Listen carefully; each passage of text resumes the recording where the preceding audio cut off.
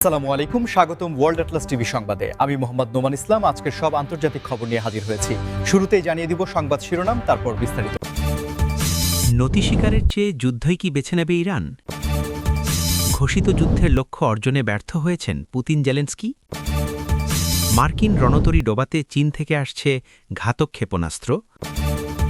ইরানে হামলার ঝুঁকি নিয়ে ট্রাম্পকে শীর্ষ জেনারেলের সতর্কতা। জনপ্রিয়তায় ধস, দ্বিতীয় মেয়াদে ট্রাম্পের রেটিং সর্বনিম্ন 40%। এই বিষয়ে আপনার মতামত কমেন্টে জানান এবং যুদ্ধের সব আপডেট আগে পেতে চ্যানেলটি সাবস্ক্রাইব করে যাবেন। আসসালামু আলাইকুম, স্বাগতম জানাচ্ছি ওয়ার্ল্ড অ্যাটলাস টিভি সংবাদে। আমি মোহাম্মদ জায়েদ গাজী। এতক্ষণ শুনছিলেন সংবাদ শিরোনাম, এবার বিস্তারিত।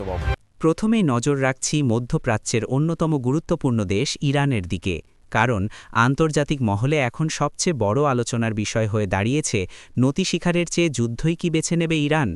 আর এই প্রশ্নের উত্তর খুঁজতে গেলে আমাদের একটু পিছনের প্রেক্ষাপট থেকে বিষয়টিকে বিশ্লেষণ করতে হবে। দর্শক, আপনারা জানেন যে দীর্ঘ কয়েক দশক ধরে ইরান আন্তর্জাতিক অঙ্গনে নানামুখী অর্থনৈতিক এবং কূটনৈতিক চাপের মধ্যে দিয়ে যাচ্ছে। কিন্তু এত সব প্রতিকূলতা সত্ত্বেও দেশটি তাদের নিজস্ব ভূরাজনৈতিক অবস্থান থেকে এক চুলও সরে আসেনি, বরং তারা তাদের অভ্যন্তরীণ সক্ষমতা বৃদ্ধির দিকে অধিক মনোযোগ দিয়েছে। আন্তর্জাতিক বিশ্লেষকরা মনে করছেন, বর্তমান বিশ্ব পরিস্থিতিতে ইরান এমন একটি কৌশলগত অবস্থানে পৌঁছেছে যেখানে নতি স্বীকার করার অর্থ হবে তাদের দীর্ঘদিনের রাজনৈতিক এবং কূটনৈতিক অর্জনগুলোকে এক মুহূর্তে বিসর্জন দেওয়া, যা তাদের বর্তমান নেতৃত্ব কোনোভাবেই মেনে নেবে না। অন্যদিকে সামরিক সংঘাত বা যুদ্ধের পথ বেছে নেওয়াটাও যে কোনো দেশের জন্যই একটি অত্যন্ত ঝুঁকিপূর্ণ সিদ্ধান্ত, কারণ আধুনিক যুগে সংঘাত মানেই কেবল দুটি দেশের মধ্যে সীমাবদ্ধ থাকে না, এর প্রভাব গিয়ে পড়ে বিশ্ব অর্থনীতি, জ্বালানি বাজার এবং সাধারণ মানুষের জীবনযাত্রার উপর। বিশেষ করে হরমুজ প্রণালীর মতো গুরুত্বপূর্ণ বাণিজ্যিক পথ যদি বাধাগ্রস্ত হয়, তবে বিশ্বব্যাপী তেলের দামে এক বিশাল প্রভাব পড়বে, যা বর্তমান বৈশ্বিক মূল্যস্ফীতিকে আরও উস্কে দিতে পারে। তবে ইরানের নীতি নির্ধারকরা বারবার স্পষ্ট করে দিয়েছেন যে তারা যে কোনো মূল্যে নিজেদের জাতীয় স্বার্থ রক্ষা করতে প্রস্তুত, আর এই বার্তাটি বিশ্ব নেতাদের নতুন করে ভাবাচ্ছে। আপনারা যদি একটু গভীরভাবে লক্ষ্য করেন, তবে দেখবেন যে ইরান ধীরে ধীরে এশিয়া এবং অন্যান্য অঞ্চলের শক্তিশালী দেশগুলোর সাথে তাদের বাণিজ্যিক এবং কৌশলগত সম্পর্ক জোরদার করছে, ব্রিক্সের মতো জোটে যুক্ত হচ্ছে, যাতে পশ্চিমা দেশগুলোর যে কোনো চাপ তারা খুব সহজেই মোকাবিলা করতে পারে। এবার কথা বলবো পূর্ব ইউরোপের পরিস্থিতি নিয়ে, যেখানে প্রশ্ন উঠেছে, ঘোষিত যুদ্ধের লক্ষ্য অর্জনে ব্যর্থ হয়েছেন পুতিন ও জেলেন্সকি। এই বিষয়টি বুঝতে হলে আমাদের দেখতে হবে 2022 সালের শুরুর দিকে, যখন এই উত্তেজনার সূত্রপাত হয়, তখন দুই পক্ষেরই অত্যন্ত সুনির্দিষ্ট কিছু লক্ষ্য ছিল, যা তারা বিশ্ববাসীর সামনে তুলে ধরেছিল।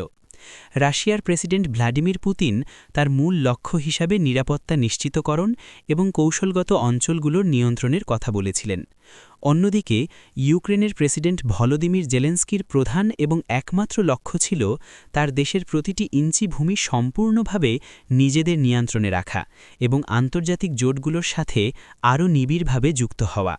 কিন্তু আজ যখন আমরা এই পরিস্থিতির দিকে ফিরে তাকাই, তখন বিশ্লেষকরা দেখতে পাচ্ছেন যে দীর্ঘ সময় পেরিয়ে গেলেও দুই পক্ষের কেউই তাদের সেই ঘোষিত মূল লক্ষ্যগুলো শতভাগ অর্জন করতে পারেনি।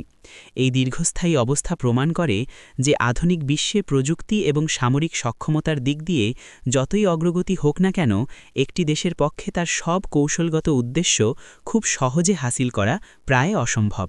এই পরিস্থিতিতে সবচেয়ে বড় যে বিষয়টি সামনে এসেছে তা হলো অর্থনৈতিক এবং মানবিক মূল্য, কারণ এই দীর্ঘস্থায়ী অচলাবস্থার ফলে কেবল দুই দেশই নয়, বরং পুরো বিশ্ব অর্থনীতি এক বিশাল চ্যালেঞ্জের মুখে পড়েছে। সাপ্লাই চেইন বাধাগ্রস্ত হয়েছে এবং খাদ্যশস্য থেকে শুরু করে জ্বালানি, প্রতিটি খাতেই বিশ্বব্যাপী মানুষকে চরম মূল্যস্ফীতির শিকার হতে হয়েছে। পশ্চিমা দেশগুলো ইউক্রেনকে বিপুল পরিমাণ আর্থিক ও লজিস্টিক সহায়তা দিয়ে আসলেও সাম্প্রতিক সময়ে সেই সহায়তার গতি নিয়ে নানা মহলে প্রশ্ন উঠছে, এবং দাতা দেশগুলোর অভ্যন্তরেও করদাতারা প্রশ্ন তুলতে শুরু করেছেন যে এই অন্তহীন প্রক্রিয়ায় আর কতদিন তারা যুক্ত থাকবেন। আমাদের পরবর্তী আলোচিত বিষয় হল এশিয়া প্রশান্ত মহাসাগরীয় অঞ্চলের নৌ নিরাপত্তা, যেখানে খবর বেরিয়েছে মার্কিন রণতরী ডোবাটে চীন থেকে আসছে ঘাতক ক্ষেপণাস্ত্র। আর এই খবরটি আন্তর্জাতিক প্রতিরক্ষা মহলে এক বিশাল আলোড়ন সৃষ্টি করেছে। আধুনিক যুগে সামরিক শ্রেষ্ঠত্ব প্রমাণের অন্যতম প্রধান হাতিয়ার হল প্রযুক্তিগত উৎকর্ষতা এবং এই জায়গায় চীন গত কয়েক দশকে এমন একটি অবিশ্বাস্য উল্লম্ফন ঘটিয়েছে যা পশ্চিমা দেশগুলোর হিসাব নিকাশ পাল্টে দিচ্ছে। মার্কিন যুক্তরাষ্ট্রের সামরিক শক্তির অন্যতম বড় একটি স্তম্ভ হল তাদের সুপার ক্যারিয়ার বা বিশালাকার বিমানবাহী রণতরীগুলো, যা দিয়ে তারা বিশ্বের যে কোনো প্রান্তে নিজেদের শক্তিমত্তা প্রদর্শন এবং মিত্র দেশগুলোকে সুরক্ষা দেওয়ার কাজ করে থাকে। কিন্তু চীনের পিপলস লিবারেশন আর্মি বা PLA সাম্প্রতিক সময়ে এমন কিছু হাইপারসনিক এবং অ্যান্টিশিপ ব্যালিস্টিক মিসাইল তৈরি করেছে যেগুলোকে পশ্চিমা প্রতিরক্ষা বিশ্লেষকরা ক্যারিয়ার কিলার বা রণতরী ধ্বংসকারী হিসাবে আখ্যায়িত করছেন। এই ধরনের অত্যাধুনিক ক্ষেপণাস্ত্রগুলো রাডারের চোখ ফাঁকি দিয়ে শব্দের চেয়ে কয়েক গুণ বেশি গতিতে আঘাত হানতে সক্ষম, যার ফলে বিশাল আকারের রণতরীগুলোর জন্য এই আক্রমণ ঠেকানো অত্যন্ত কঠিন একটি চ্যালেঞ্জ হয়ে দাঁড়িয়েছে। এই প্রযুক্তিগত পরিবর্তনের ফলে দক্ষিণ চীন সাগর এবং তাইওয়ান প্রণালীর মতো অত্যন্ত সংবেদনশীল এবং কৌশলগতভাবে গুরুত্বপূর্ণ অঞ্চলগুলোতে ক্ষমতার ভারসাম্য সম্পূর্ণ নতুন রূপ নিতে যাচ্ছে বলে মনে করছেন ভূরাজনৈতিক বিশ্লেষকরা। রপর আমরা যে গুরুত্বপূর্ণ বিষয়টি নিয়ে আলোচনা করব তা হল মার্কিন যুক্তরাষ্ট্রের অভ্যন্তরীণ নীতি এবং মধ্যপ্রাচ্যের কৌশলগত হিসাব নিকাশ, যেখানে ইরানে হামলার ঝুঁকি নিয়ে ট্রাম্পকে শীর্ষ জেনারেলের সতর্কতা দেওয়ার বিষয়টি আন্তর্জাতিক সংবাদ মাধ্যমে ব্যাপক আলোচনার জন্ম দিয়েছে।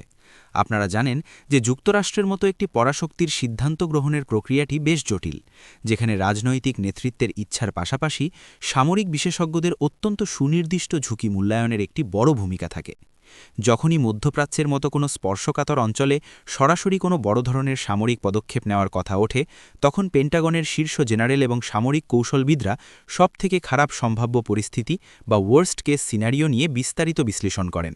এই সতর্কতার মূল কারণ হল আধুনিক যুগে একটি দেশের উপর আঘাত হানলে তার প্রভাব কেবল সেই দেশের সীমানার মধ্যে আটকে থাকে না, বরং এটি একটি চেইন রিয়াকশন বা শৃঙ্খল প্রতিক্রিয়ার জন্ম দেয় যা পুরো অঞ্চলের স্থিতিশীলতাকে ধ্বংস করে দিতে পারে।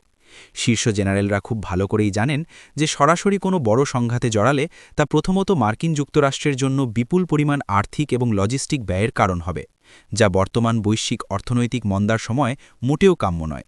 দ্বিতীয়ত, মধ্যপ্রাচ্যে মিত্র দেশগুলোতে থাকা মার্কিন ঘাঁটিগুলো চরম ঝুঁকির মুখে পড়বে, এবং সবচেয়ে বড় চিন্তার বিষয় হল বিশ্বজুড়ে জ্বালানি সরবরাহের প্রধান রুটগুলো যদি এই উত্তেজনার কারণে বন্ধ হয়ে যায়, তবে রাতারাতি তেলের দাম এমন পর্যায়ে পৌঁছাবে যা পুরো বিশ্বের অর্থনীতিকে স্থবির করে দিতে পারে। সবশেষে আমরা নজর রাখব মার্কিন যুক্তরাষ্ট্রের অভ্যন্তরীণ রাজনীতির দিকে, যেখানে জনপ্রিয়তায় ধস নেমেছে এবং দ্বিতীয় মেয়াদে ট্রাম্পের রেটিং সর্বনিম্ন 40% এসে দাঁড়িয়েছে বলে বিভিন্ন জরিপে উঠে এসেছে। একটি গণতান্ত্রিক দেশে জনমত জরিপ বা অ্যাপ্রুভাল রেটিং হল এমন একটি ব্যারোমিটার যা দিয়ে পরিমাপ করা হয় সাধারণ মানুষ তাদের নেতার দেশ পরিচালনার ধরন নিয়ে কতটা সন্তুষ্ট, এবং এই 40% রেটিং যে কোনো ক্ষমতাসীন প্রেসিডেন্টের জন্যই একটি অত্যন্ত চিন্তার বিষয়। ইতিহাস ঘাটলে দেখা যায় যে মার্কিন যুক্তরাষ্ট্রের রাজনীতিতে সেকেন্ড টার্ম কার্স বা দ্বিতীয় মেয়াদের অভিশাপ বলে একটি কথা প্রচলিত আছে, যেখানে সাধারণত দ্বিতীয় মেয়াদে এসে প্রেসিডেন্টদের জনপ্রিয়তা স্বাভাবিকভাবেই কিছুটা কমতে থাকে। তবে রেটিং যদি খুব বেশি নিচে নেমে যায়, তখন সেটি তার অভ্যন্তরীণ নীতি বাস্তবায়নে বিশাল বাধা হয়ে দাঁড়ায়। এই জনপ্রিয়তায় ধসের পেছনে বেশ কয়েকটি কারণকে সামনে আনছেন রাজনৈতিক বিশ্লেষকরা, যার মধ্যে অন্যতম হল দেশের অভ্যন্তরীণ অর্থনৈতিক পরিস্থিতি, দ্রব্যমূল্যের ঊর্ধ্বগতি এবং মূল্যস্ফীতি, যা সাধারণ মার্কিনীদের দৈনন্দিন জীবনে সরাসরি প্রভাব ফেলছে।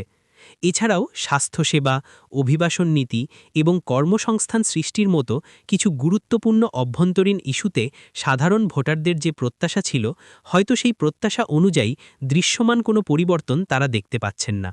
যখন একজন প্রেসিডেন্টের অ্যাপ্রুভাল রেটিং কমে যায়, তখন তার জন্য কংগ্রেস এবং সিনেটে নতুন কোনো আইন বা বিল পাশ করানো অত্যন্ত কঠিন হয়ে পড়ে, কারণ নিজ দলের আইন প্রণয়তারাও তখন নিজেদের ভবিষ্যৎ নির্বাচন নিয়ে চিন্তিত হয়ে পড়েন এবং অনেক ক্ষেত্রে প্রেসিডেন্টের বিতর্কিত সিদ্ধান্তগুলোতে সমর্থন দেওয়া থেকে বিরত থাকেন।